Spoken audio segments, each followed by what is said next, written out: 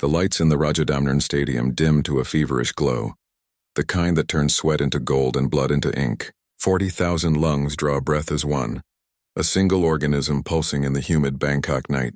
Smoke curls from incense at ringside, mixing with the metallic tang of anticipation. This is not just a fight.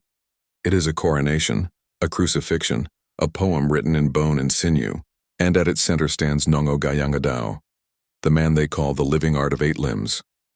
He enters first, barefoot on the sacred canvas, his Mongkol a crown of white rope and faded glory.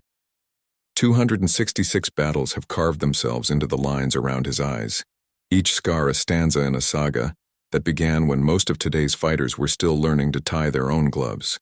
10 world titles hang from his name like medals on a general's chest, but tonight he wears none of them. Tonight he wears only the weight of expectation. The expectation that a 40-year-old legend can still silence a 28-year-old storm. Across the ring, Felipe Lobo prowls like a jaguar that wandered too far from the Amazon and found itself in a temple of violence. His skin is a canvas of ink and scar tissue, his eyes wild with the hunger of a man who has crossed oceans to prove a point.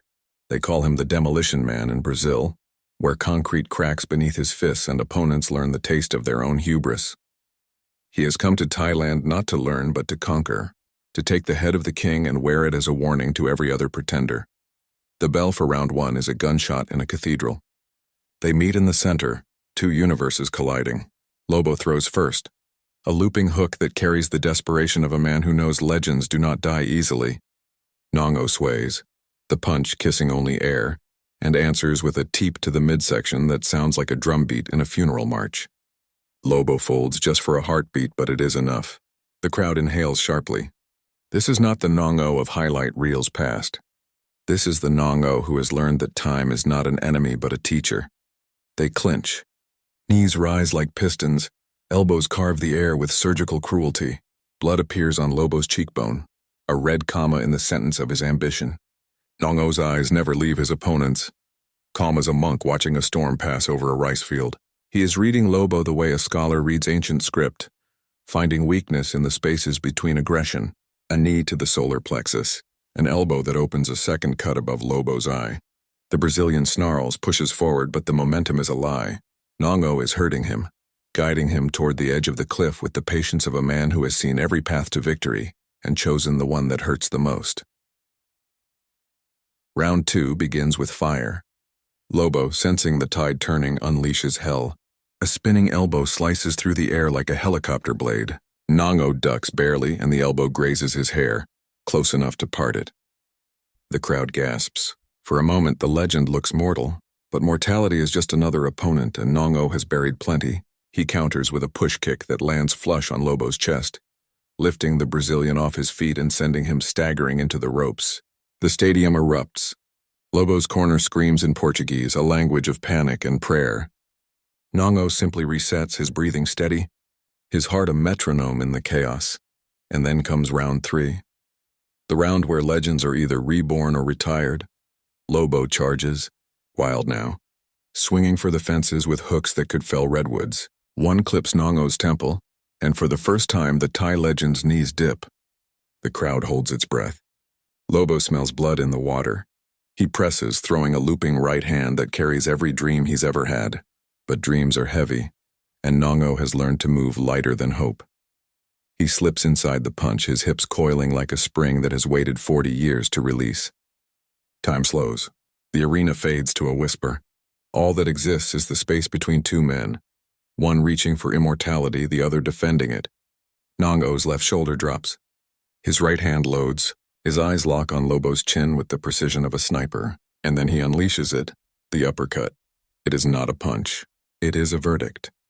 It rises from the earth, through the balls of his feet, through the twist of his torso, through the snap of his shoulder, and explodes on Lobo's jaw with the sound of a god clapping.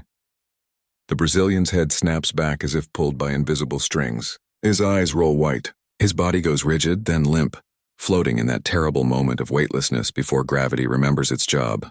He crashes to the canvas like a statue toppled in a revolution. The referee waves it off before Lobo even thinks of rising.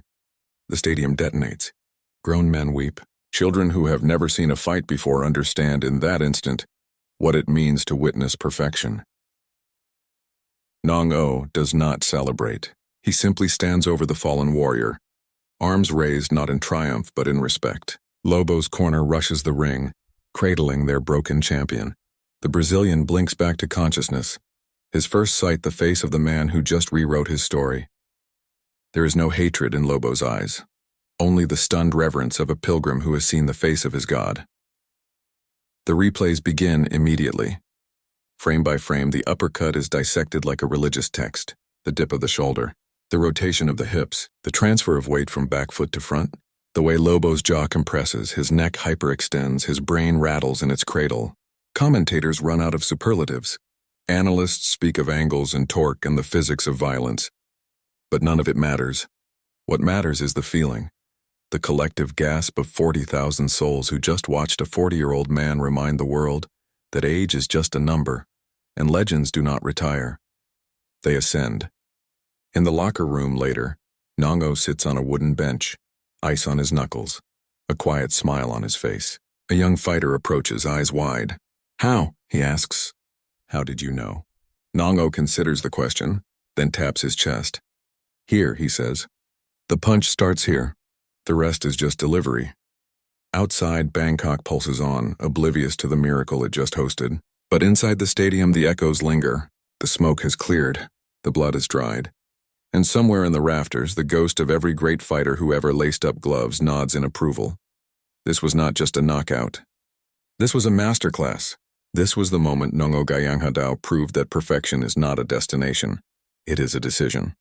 And on this night, in the kingdom of 8 limbs, he made it with one perfect uppercut. The king is still the king. The punch starts here. The rest is just delivery. Outside, Bangkok pulses on, oblivious to the miracle it just hosted. But inside the stadium, the echoes linger. The smoke has cleared.